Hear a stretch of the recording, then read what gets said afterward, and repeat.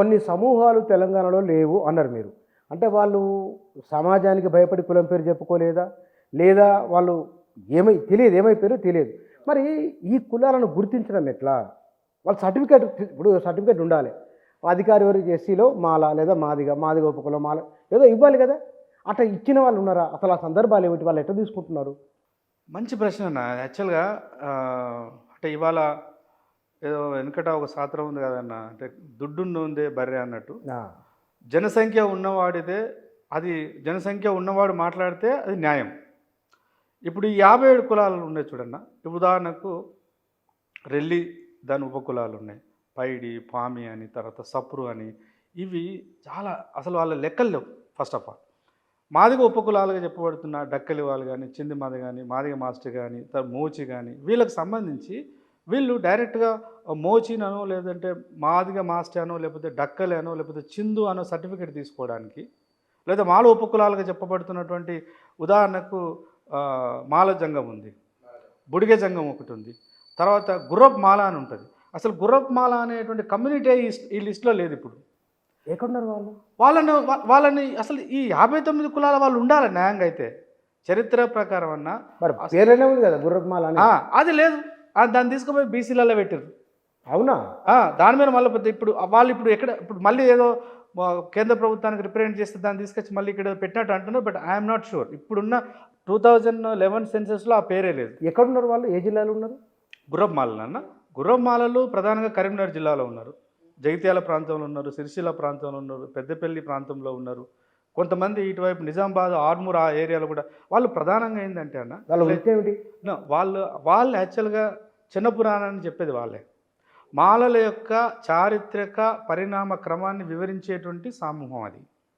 ఇవాళ మాలలు మేము యుద్ధ వీరులము, మేము కాకతీయ రాజ్యంలో ఉన్నాం, అక్కడ పల్నాడు రాజ్యంలో ఉన్నాం, ఇంకొకడ ఉన్నాం అని చెప్పుకుంటారు కదన్న. అంటే అస్తిత్వాన్ని నిర్మించడానికి పునాది ఎవరు ఇచ్చారు? కల్చరల్గా అంటే వీళ్ళ పౌరాణిక గాథలను చెప్పేది వాళ్ళు లేకపోతే అసలు నీ అస్తిత్వం లేదు. ఇప్పుడు డక్కలో లేకపోతే చిందు మాదిగోళ్ళు లేరు అనుకో అన్న, మాదిగకు అస్తిత్వం ఉంది లేదు. మాదిగ సమూహము ఈ దేశ సంస్కృతిని నిర్మించడంలో తన పాత్రను తనను ఆవిష్కరించుకోవడానికి అవే ఆ కళలు, ఆ సంస్కృతి, ఆ కళారూపాలే మనకు ఆయుధాలు. అట్లాంటి వాళ్ళ గురించి మరి ఎవరు ఆలోచించాలి? కాబట్టి ఈ సమూహాలకు సంబంధించిన వాదన కూడా చాలా న్యాయమైంది. ఇలా గుర్తించడం ఎట్లా తెచ్చుకుంటారు సర్టిఫికేట్? తప్పకుండా. ఇప్పుడు సర్టిఫికేట్స్ అంటేనేమో వాళ్ళు మాల మాదిగా ఈ 2 సమూహాలను పక్కన పెట్టానా, నువ్వు ఏ సమూహాన్ని ఇంటర్వ్యూ చేయి, ఏ సమూహం దగ్గరికైనా పోయినా వాళ్ళ గాథలే వేరున్నాయి. చాలా చిన్న చిన్న సమస్యలు. వాళ్ళు 75-80 సంవత్సరాల స్వాతంత్ర భారతదేశంలో తన అస్తిత్వాన్ని ప్రభుత్వ రికార్డులో రికార్డు చేసుకోవడం కోసం నానా తంటలు పడుతున్నారు. ఉదాహరణకు ఈ 70 సంవత్సరాల కాలంలో ఇప్పుడిప్పుడే శ్రీనివాసం లేకపోయినా పిల్లల్ని బడికి పంపాలనుకుంటున్నారు. సోషల్ వెల్ఫేర్లకు ఆడుకో ఇడుకో వాడి క్యాస్ట్ సర్టిఫికేట్ కావాలి. క్యాస్ట్ సర్టిఫికేట్కి న్యాయంగా అయితే ఎంఆర్ఓ ఇవ్వాలి. ఎంఆర్ఓ ఇవ్వడానికి ఎందుకంటే అవి నొమాడిక్ అంటే సంచార జాతులు, ఒక స్థిరమైన నివాసం లేదు కాబట్టి మండల్ రెవెన్యూ అధికారి ఇవ్వడానికి వీలు లేదు అన్నటువంటిది ఆర్డీఓకు రెఫర్ చేస్తారు.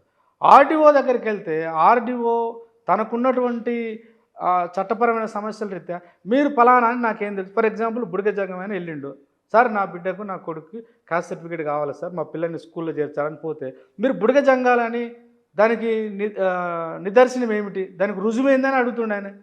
వాళ్ళు చెప్తున్నారు, నా మాట కదన్న, బుడిగ జంగాల వాళ్ళు చెప్తున్న మాట ఏంటంటే ఇప్పుడు 75 సంవత్సరాల తర్వాత మేము ఫలానా అని నిరూపించుకోవడం కోసం గతంలో వారసత్వంగా వచ్చినటువంటి కళలను మళ్ళీ ఆఫీసులలో ప్రదర్శించవలసి వస్తుంది. ఒక రకంగా చాలా బాధంగా ఉంది, అవమానకరంగా ఉంది. అసలు మా అస్తిత్వం ఏందని ప్రశ్నిస్తున్నారు వాళ్ళు.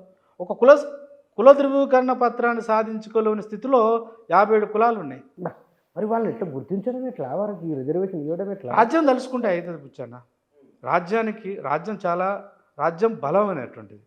రాజ్యం తలుచుకుంటే ఇప్పుడు కేసీఆర్ గారు ఒక్క రోజులో సర్వే చేయలేదా? రాజ్యానికి మనసు ఉంటే మార్గం ఉంటుందన్న. ఇవాళ నేనైతే ఈ సుప్రీంకోర్టు జడ్జిమెంట్ సందర్భంగానైనా ఖచ్చితంగా ఈ సమూహాల యొక్క లెక్కలు కూడా రావాలి. ఉదాహరణకి ఇప్పుడు ఆదిలాబాదు మనం నదీ పరివాహక ప్రాంతం అంటాం, ఉత్తర తెలంగాణ. ఆదిలాబాద్ నుంచి ఖమ్మం దాకా నేతకాని మాలలు ఉన్నారు. నేతకాని మాలలు కొంత మిగతా కులాలతో పోలిస్తే కొంత ప్రోగ్రెస్ ఉందన్న. ఎందుకంటే ఆ బొగ్గుబాయి ఎఫెక్ట్ కావచ్చు, తర్వాత కొంత వాళ్ళకు చారిత్రకంగా ఉన్నటువంటి ఆ నేపథ్యం కూడా కావచ్చు. ఆ మాల అయ్యవార్లు, తర్వాత ఈ నేతకాని, మిగతా అన్ని మాల ఉపకులాలుగా చెప్పబడుతున్నాయి కూడా అసలు దే ఆర్ నో వేర్. నేను దాదాపు నాకు 46 సంవత్సరాలు. నేను విద్యార్థి దశ నుంచి ఇప్పుడు ఒక 15-20 సంవత్సరాలుగా నేను యాక్టివ్గా సమాజంలో ఉన్నా. నేను ఒక 10 సంవత్సరాలుగా ఉపాధ్యాయుడిగా పనిచేస్తున్నా.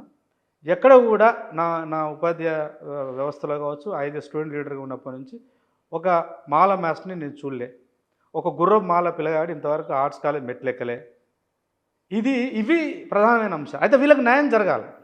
వీళ్ళకు న్యాయం జరిగే విధంగా వర్గీకరణ జరగాలనేది నా యొక్క ప్రతిపాదన అన్న. జరగడానికి ఎట్లా జరగాలంటే జరుగుతుంది. 2 వర్గాలు కూడా సమన్వయం పాటించాలి. ఇప్పుడు అవకాశాలు సమానంగా పంపిణీ చేయాలనేటువంటి వాదాన్ని తీసుకొచ్చినటువంటి ఒక ప్రజాస్వామిక వాదం, అది ప్రజాస్వామిక అభిప్రాయం తీసుకొచ్చినటువంటి పెద్దలు కృష్ణమాదేవ్ కూడా చాలా సంయమనంగా ఉండాలి. ఇమ్మీడియట్గా ఇది కావాలగా తొందర పెట్టద్దు అనేది నా విజ్ఞప్తి. ఓకే, కావాలి. ఎట్లా కావాలనే దగ్గర వాళ్ళ ప్రతిపాదనలు, వాళ్ళ వాదనలు, వాళ్ళ అభిప్రాయాలను కూడా పరిగణలోకి తీసుకోవాలి. తీసుకొని ఇటు మాల సమూహం కూడా చాలా విచిత్రమైనటువంటి పరిస్థితులకు నెట్టబడ్డది. అంటే ఇప్పుడు దళిత ఉద్యమాన్ని కనుక ఒక ప్రామాణికంగా చూస్తే అసలు దీంట్లో క్రియాశీలకమైన పాత్ర ఒక 100-200 సంవత్సరాల చరిత్ర తీసుకొని చూస్తే 1900 కాలం నుంచి ఇప్పటిదాకా 150 సంవత్సరాల కాలంలో అసలు ఈ దళిత అస్తిత్వాన్ని నిర్మించిన దాంట్లో ప్రధానమైన పాత్ర పోషించిన మేధావులు, బుద్ధిజీవులు మాలలు ఎక్కువ ఉన్నారు కదండి, ఉమ్మడి ఆంధ్రప్రదేశ్లో అయినా ఇక్కడైనా. మరి ఇప్పుడు ఏమైంది వీళ్ళకు? కంప్లీట్ అంటే దాన్ని వ్యతిరేకించడం అనేది దానిలో న్యాయం ఏముంది? అది చాలా అన్యాయమైనటువంటి వాదన. వ్యతిరేకించడానికి చట్టపరంగా సాంకేతికతను ఇందాక అన్నగాన 341 అనే ఆర్టికల్ని ఇంటర్ప్రిటేషన్లో సమస్య. అది అంటే ఎట్లా?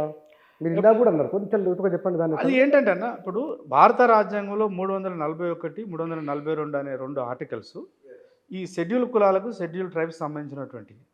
ఇది కూడా చాలా ఈ కాంటెక్స్లో చెప్పాలన్నా మహానుభావుడు బాబాసాహెబ్ అంబేద్కర్ షెడ్యూల్ అంటే అంటరాని జాతులుగా ఉన్న వాళ్ళని ఇప్పుడు గవర్నమెంట్ లెక్కల ప్రకారం ఈ 1260 కులాలను ఆయా రాష్ట్రాల్లో రకరకాలుగా ఉన్నాయి అని వీటికి ఉద్దేశం ఏంటిది? రాజ్యాంగం రాసినప్పుడు అంబేద్కర్ ఏం ఆశించిండు?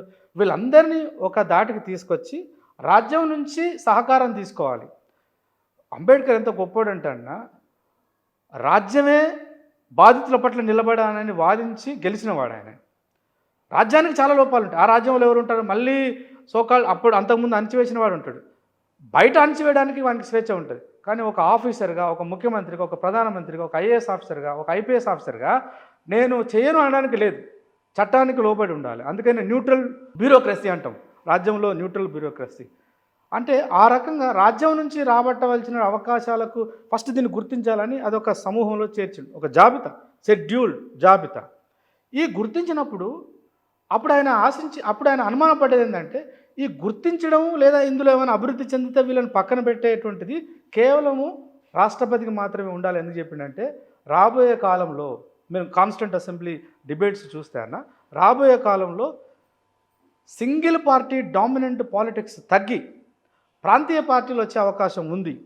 ప్రాంతీయ పార్టీలు వచ్చిన తర్వాత ఆయా ప్రాంతాలలో అధికారం కోసం ప్రాకులాడే ప్రాంతీయ పార్టీలు ఈ షెడ్యూల్ జాబితాతో వాళ్ళ అవసరాల కోసం మార్చడం, తీయడం, పెట్టడం చేస్తారనేటువంటి ఒక అజంప్షన్తో, ఒక ప్రిజంప్షన్తో ఆ అవకాశం దీని ప్రకారం కేంద్ర ప్రభుత్వం లేదా ముఖ్యంగా ప్రెసిడెన్షియల్ ఆర్డర్, కేంద్ర ప్రభుత్వం కూడా ప్రెసిడెన్షియల్ ఆర్డర్ అంటే ఏంటంటే త్రూ కాన్స్టిట్యూషనల్ ఫ్రేమ్వర్క్లో వెళ్ళాలి. అది సరే 341 అనే ఆర్టికల్ను దాని ఇంటర్ప్రిటేషన్ అంటే 2000 కాలంలో 2004లో వచ్చిన జడ్జిమెంట్, అంతకంటే ముందు వాళ్ళు ఇచ్చింది ఏంటంటే షెడ్యూల్ కాస్ట్లకు సంబంధించినటువంటి ఒక ప్రధానమైనటువంటి ఒక ఆర్టికల్, ఒక ప్రకరణ ఉంది. రెండోది నేషనల్ లెవెల్లో ఎస్సీ కమిషను, ఎస్టీ కమిషన్స్ ఉన్నాయి. అవి స్టాట్యూటరీ బాడీస్, చట్టబద్ధత ఉన్న సంఘాలు, చట్టబద్ధత ఉన్నటువంటి కమిషన్స్. సో వాటి అభిప్రాయము ప్లస్ దీన్ని తీసుకొని కేంద్రమే చేస్తే బాగుంటుంది అనేటువంటి విధంగా ఆ జడ్జిమెంట్ వచ్చింది. అంతేందుకన్నా ఉషా మేరన్ కమిషన్ రికమెండేషన్లో ఇది ప్రధానమైన రికమెండేషన్. సరే ఇవాళ ఆ రికమెండేషన్స్ దాన్ని పక్కన పెట్టి జడ్జిమెంట్ వచ్చింది. సో అందుకని ఆ సంక్లిష్టత ఇప్పుడు ఇప్పుడు మళ్ళీ రివ్యూ పిటిషన్ వేయడానికి పోయిన వాళ్ళు కూడా దీన్ని ఆశ్రయించుకొని వెళ్ళారు వాళ్ళు.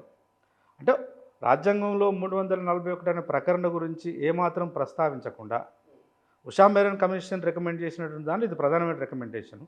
దానికి అంటే కేంద్రాన్ని సేవ్ చేయడం కోసం ఈ జడ్జిమెంట్ వచ్చిందనే వాదన కూడా ఒకటి జరుగుతుంది.